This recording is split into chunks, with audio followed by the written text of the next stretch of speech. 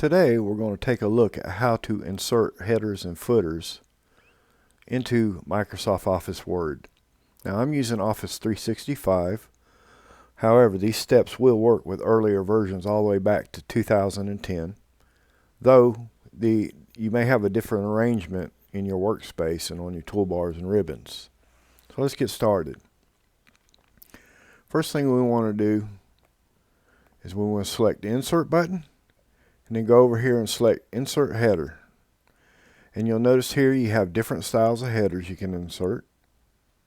But I'm going to go ahead and insert a blank one for now. And the first thing you'll notice is you get a new tab up here. It's called Header and Footer. You have a whole lot of things you can do. I'm not going to go over every one of them, but we will look at a couple of them. Now, first thing I want to do is show you how easy it is to do this. Just type a header here, and you can move this around where that's going to be located by using these: center, right align, left align. You can also go to your header and footer tab, and you can move this up and down. Header top button. You can move it up. You can move it down. Same will go for the footer. You can do it with the footer. Okay. And let's say you wanted to have, let's take that off. Okay, let's say you want to have a different header on your odd and even pages. You would click this, and you'll notice this changed to odd page header. And it goes down to even page header. So we're going to go with odd page here. We're going to make a change here.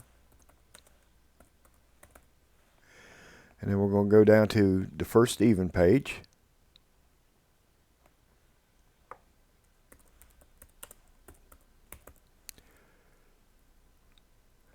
And then we're going to scroll down here, and you'll notice the next odd page is already done for you, and the next even page is already done for you.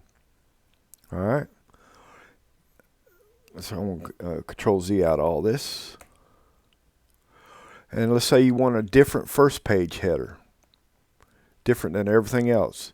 Just select a different first page, and we can do things like, let's say we want a different style on the first page. We'll go down here and let's select that one.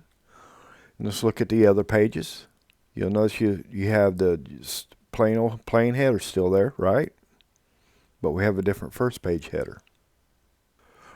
Now, up here you have close header and footer. So let's go ahead and close this. And let's say you wanted to edit it. You can either double click on it. Control Z out of that. Then we'll close that back out. And you could just simply right click on it and select edit header, right? And you can go up here, add a new style in, make your changes, whatever it is you want to do. Now, if you want to get rid of a header, get rid of the headers, I should say. To do this, you can either double click on it, or let's go ahead and close that back out.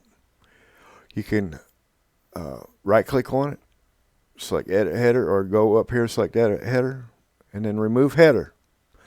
And you'll notice the header is still here, but once you close it out, the headers are gone. Now they're gone.